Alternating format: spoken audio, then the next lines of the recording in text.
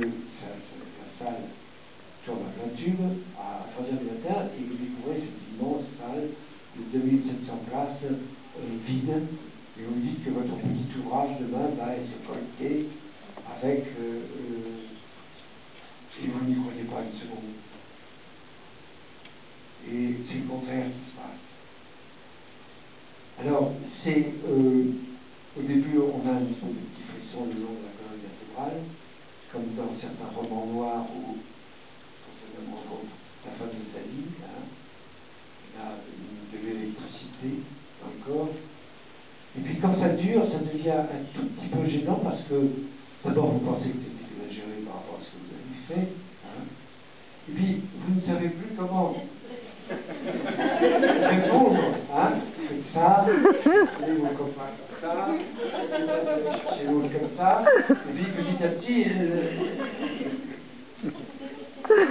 Alors il y a un coup, c'est de fixer votre regard sur un visage que vous connaissez, et puis faire une petite connivence, et d'oublier complètement le bruit, d'abord le bruit.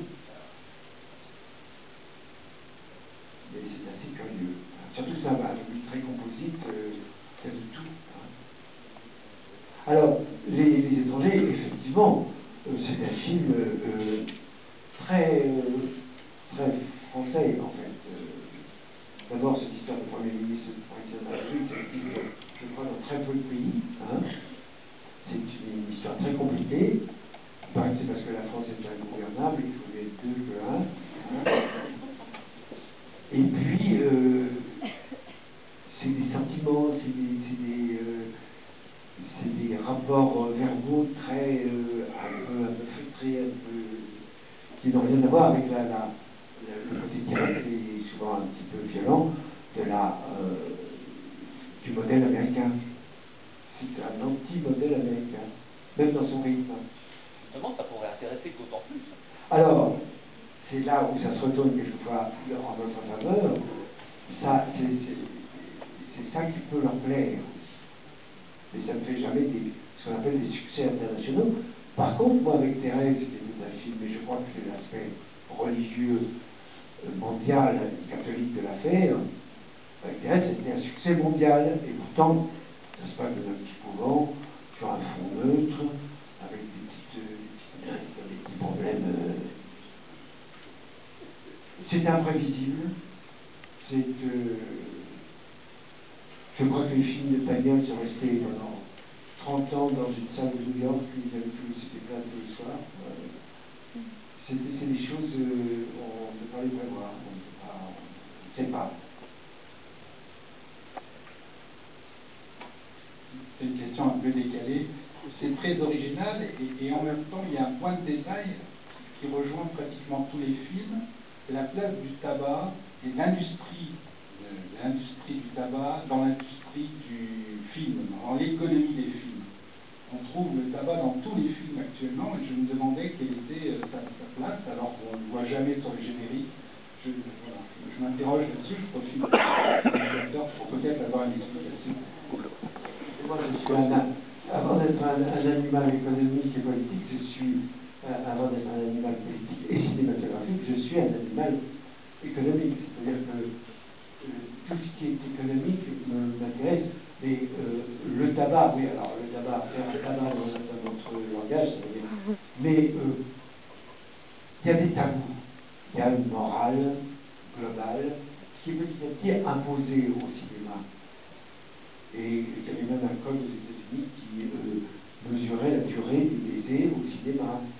C'est-à-dire que le cinéma s'est plié toujours à la règle politique et morale qui gouverne un pays, grosso modo. Et depuis l'interdiction du tabac, on voit beaucoup moins de gens fumer dans les films. Le cinéma a peur d'aller contre, grosso modo, ce qu'on appelle bêtement, qui n'existe pas, l'opinion générale.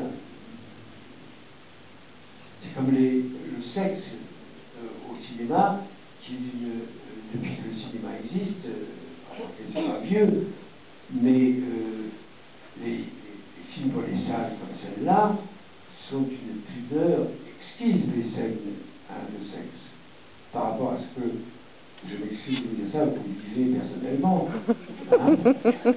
Donc, il y a une prudence, il y a, même politiquement, le cinéma est prudent. Il y a quelque chose, même le cinéma russe, qu'on a dit révolutionnaire, c'était un cinéma commandé par le parti. Hitler s'est servi du cinéma pour s'emparer des cerveaux allemands, du cinéma et de la radio. Donc, votre histoire de tabac, je l'ai pris dans ce sens-là, mais ça peut-être un autre sens pour vous. Le tabac. Le poids de l'industrie du tabac dans l'économie du cinéma. Mais écoutez, j'ai failli mourir du tabac, moi, à cause de Humphrey Bogart. Quand je voyais les films de Bogart, je sortais et je fumais des cigarettes américaines pour l'imiter. J'avais 18 ans. C'est un modèle absolu. Les gens imitent les beaux hommes et les belles femmes. Et s'ils fument beaucoup de cigarettes dans un film, parce que c'était un geste très chorégraphique, très mis en scène, qui avait un sens de séduction très fort.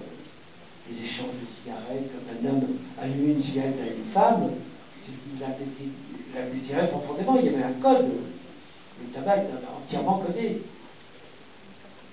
Alors maintenant, on veut le démoder, et puis en même temps, on voit dans les rues des jeunes gens qui sont dans la rue pour fumer, qui entendent une espèce de vague bruit à l'intérieur de musique,